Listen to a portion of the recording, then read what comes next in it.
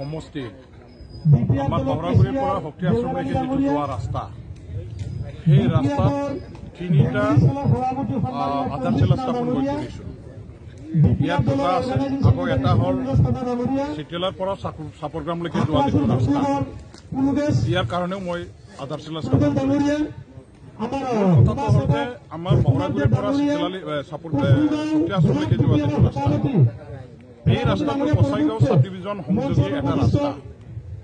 কছাইগাঁও চাব ডিভিজন অঞ্চলৰ বৃহত্তৰ অঞ্চলৰ মানুহবিলাকে এইটো ৰাস্তা দি আমাৰ কোকৰাঝাৰ হেড অফিচলৈকে BTC হেড অফিচলৈকে নিজৰ নিজৰ অফিচিয়েল কাম কাজ কৰিবৰ কাৰণে বিভিন্ন আমাৰ বেপাৰ বাণিজ্য বা চিকিৎসা বা আমাৰ যিবিলাক মানে কি কয় ছাত্ৰ ছাত্ৰীসকল আছে, কলেজ স্কুলবিলাকত এই ৰাস্তা দি তেওঁলোকে অহা যোৱা কৰে।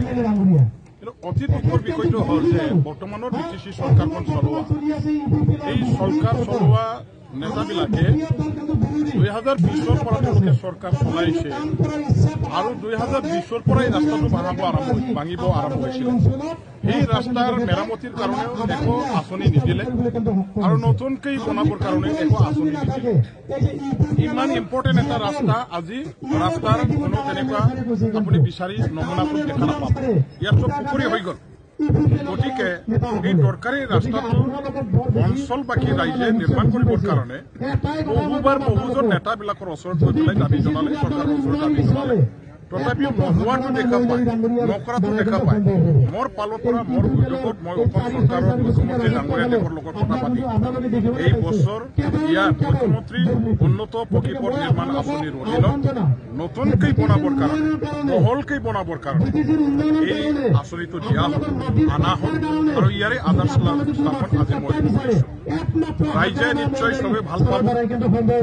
এই অঞ্চলৰ ৰাইজে যিহেতু ভুগিছিলে, ৰাস্তা বেয়া হোৱাৰ কাৰণে বিভিন্ন ধৰণৰ অসুবিধা মানে যাতায়াতৰ বেলেকাত তেওঁলোকে আজি সেইটো মই মুখেৰে ক'ব নোৱাৰিম, তেওঁলোকেহে জানিব কিমান কষ্টৰ মাজেৰে তেওঁলোকে চলিব লগা হৈছিল।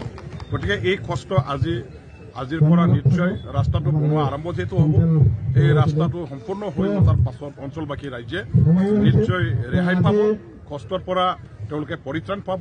আৰু কছাইগাঁও চাব ডিভিজন কোকৰাঝাৰ ডিষ্ট্ৰিক্ট মানে হেডকোৱাৰ্টাৰ ইয়াৰ লগত মানে যিটো সংযোগী ৰাস্তা হ'ল, এই ৰাস্তা দি মানুহবিলাকে অহা যোৱা কৰিবৰ কাৰণে, গাড়ী ঘোঁৰা চলাবৰ কাৰণে চবৰ কাৰণে ভাল হ'ব আৰু অঞ্চলৰ এটা যাতায়াতৰ উন্নতি আমাৰ এই অঞ্চলৰ ৰাইজে পাবলৈ সক্ষম হ'ব।